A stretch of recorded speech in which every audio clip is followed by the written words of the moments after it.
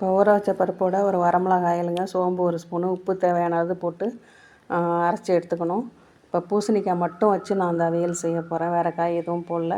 பூசணிக்காய் இதுமாரி துண்டு துண்டாக அரிஞ்சிக்கணும். பெரிய துண்டாகவே அரிஞ்சிக்கலாம்.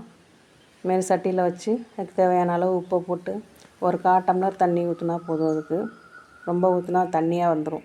தண்ணி விடும் பூசணிக்காய். வச்சு அப்படியே மூடிடலாம். அதை அதுக்கு ஒரு முடி தேங்காய், ஒரு 7 பச்சை மிளகா, 7 பல் பூண்டு, 1 ஸ்பூன் சீரகம், இதை நல்லா மிக்சியில் நைஸாக அரைச்சி எடுத்துக்கிட்டு இந்த பூசணிக்காய் வெந்தோடனே அதில் அந்த தேங்காயை போட்டு மிக்ஸ் பண்ணிடணும்.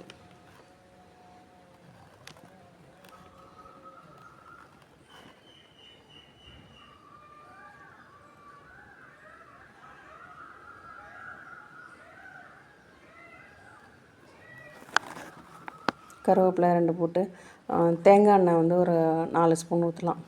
தேங்காய் எண்ணெய் கடைசியாக ஊற்றினாக்கா வாசனையாக இருக்கும்.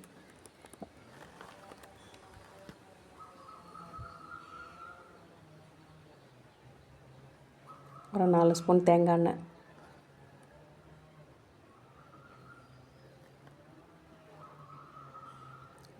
அதையும் போட்டு மிக்ஸ் பண்ணிவிட்டு பச்சை கொத்தமல்லியும் போட்டு கலந்து வச்சிட வேண்டியதுதான்.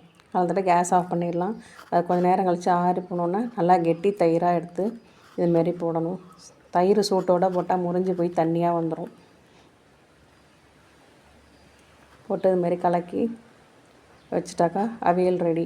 இப்போ அடையை வந்து அரைச்ச மாவை எடுத்து இதில் வந்து 1 டம்ளர் இட்லி அரிசி, 1/2 டம்ளர் துவரம்பருப்பு, 1/2 டம்ளர் கடலைப்பருப்பு, 1/2 டம்ளர் உளுந்து, 1/2 டம்ளர் பாசிப்பருப்பு இதை ஊற வச்சு நைஸாக அரைச்சி வச்சுருக்கிறேன்.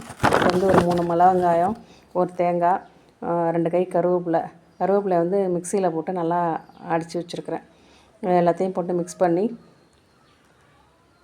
பெருங்காயத்தூள் 1 ஸ்பூன் போட்டுக்கலாம். அதில் நல்லா உப்பெல்லாம் செக் பண்ணிவிட்டு தோசைக்கல்லில் ஊற்றுனாக்கா மெலிசாக ஊற்றணும்.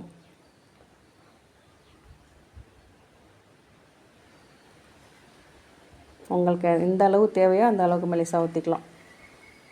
ஊற்றி திருப்பி போட்டு எடுத்தாக்கா அடை ரெடி.